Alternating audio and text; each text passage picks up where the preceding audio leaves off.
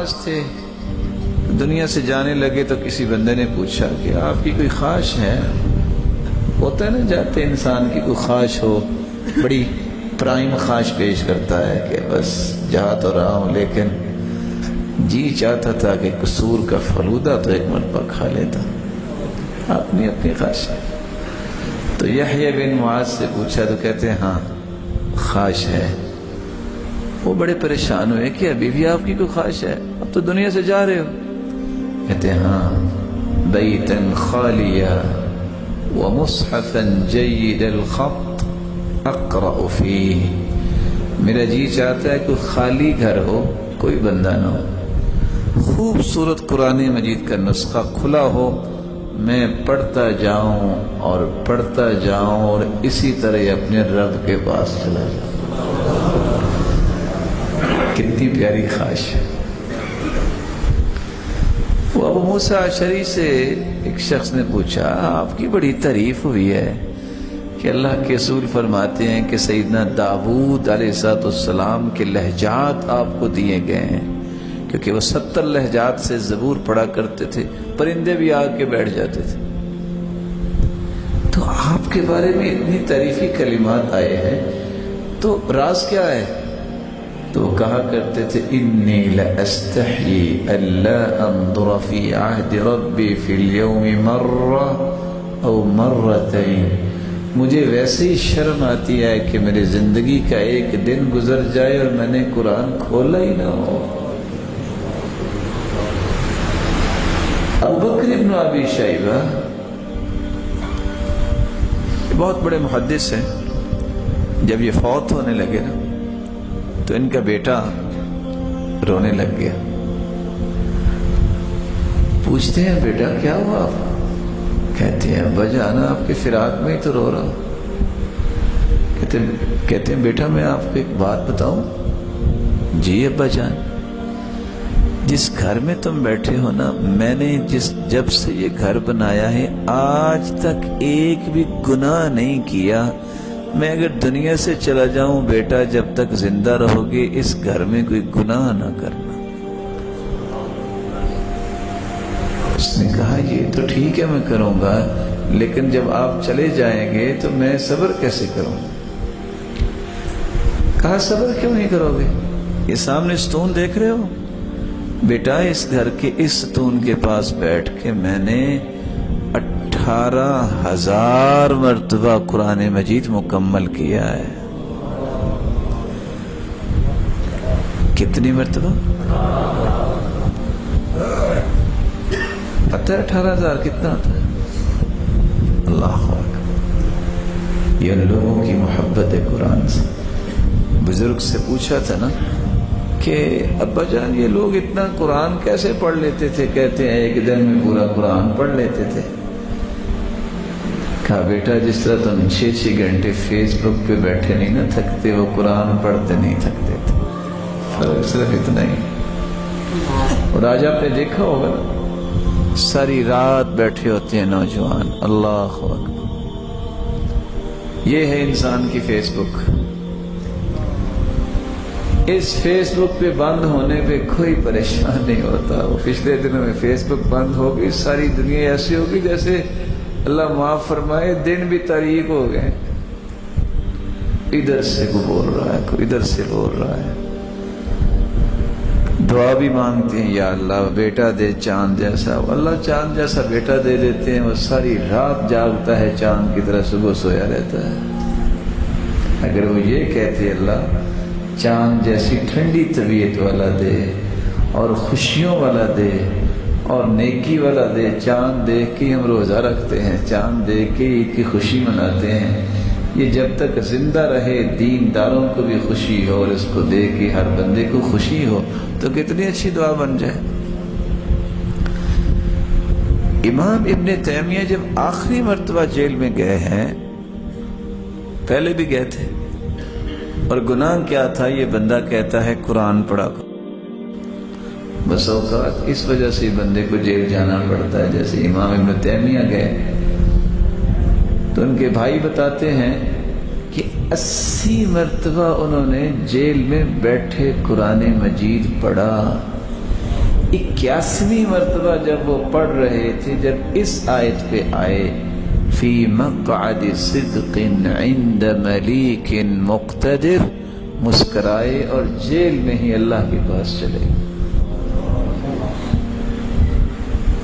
تو لوگ ان کو آگے کہتے تھے آپ کو جیل میں پریشانی نہیں ہوتی؟ کہتے ہیں جنتی فی قلبی، میرا باغ جو ہو تو میرے دل میں ہے، میں اللہ کا ذکر کرتا ہوں، قرآن پڑھتا ہوں۔ یہ تو لگتا ہے کہ اللہ تعالیٰ نے مجھے آرام کا موقع دیا کہ سکون سے قرآن سیر ہو کے پڑھ لوں۔ تو میں عرض یہ کر رہا تھا میرے بھائی، میرے معزز، میرے محترم، میرے مکرم، اللہ کی قسم اس قرآن سے بڑھ کے دنیا کی کوئی دولت نہیں۔ ان اللہ یرفع بهذا الكتاب اقواما ویضع به آخرین، اللہ اس کتاب کی وجہ سے قوموں کو عزتیں دیتے ہیں، اور اس کتاب سے اعراض کرنے کی وجہ سے قومیں ذلیل ہو جاتی ہیں۔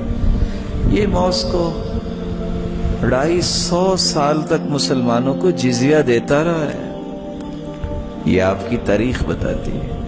آج اسی ماسکو میں بیٹھے مسلمانوں کو ذبح کرنے کی پلاننگز کی جاتی ہے۔ گورنر وقت جو ہے وہ بیت اللہ کا طواف کر رہا تھا، تو کسی نے بتایا کہ یہ ہے سالم جو قرآن بہت خوبصورت پڑھتا ہے۔ گورنر وقت رک گیا طواف کرتے کہ میں اس سے بات کر سکوں۔ آج دیکھیں وہ کیسی چینجنگز آئی ہے۔ پرانے زمانے میں نا بڑے بڑے عہدیدار، بڑے بڑے بادشاہ اہل قرآن کو ملنے کا ٹائم لیتے، وہ ضرورت نہیں محسوس کرتے تھے، ان کا اللہ سے تعلق تھا۔ آج جو ہے وہ علم پڑھنے والے ان کے پاس جاتے ہیں، کوئی ہمیں ٹائم دے دے۔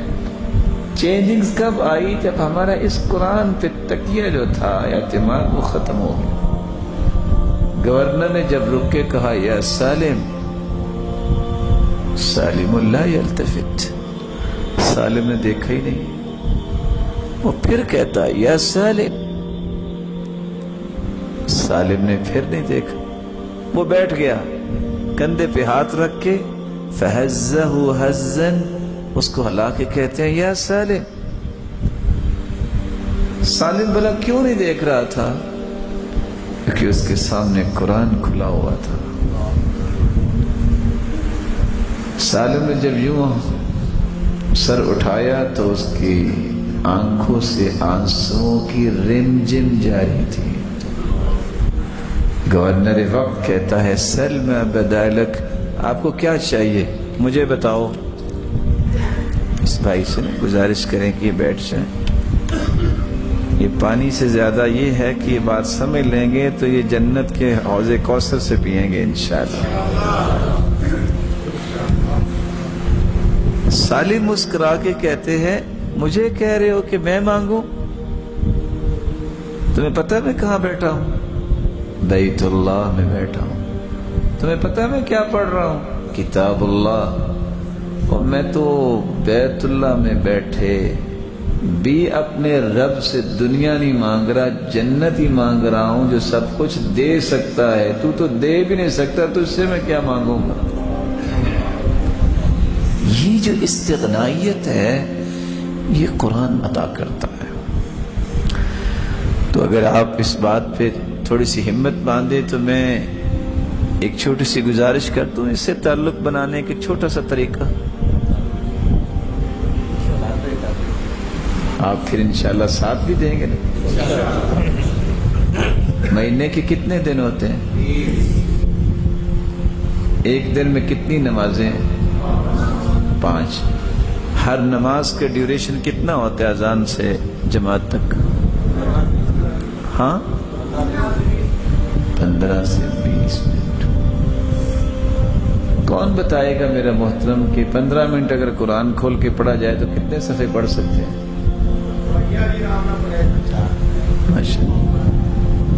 چلو آپ 2 پاؤ نہیں کہیے، چلو 4 صفحے کہہ دیجئے۔ اگر 4 صفحے آپ ایک نماز پہ پڑھیں تو 5 نمازوں پہ کتنے ہوئے؟ 20 کو آپ 30 سے ملٹیپلائی کریں، ضرب دے کتنے ہو گئے؟ 600۔ آپ قرآن مجید کا نسخہ کھول لیں، اس کے 604 صفحے ہیں۔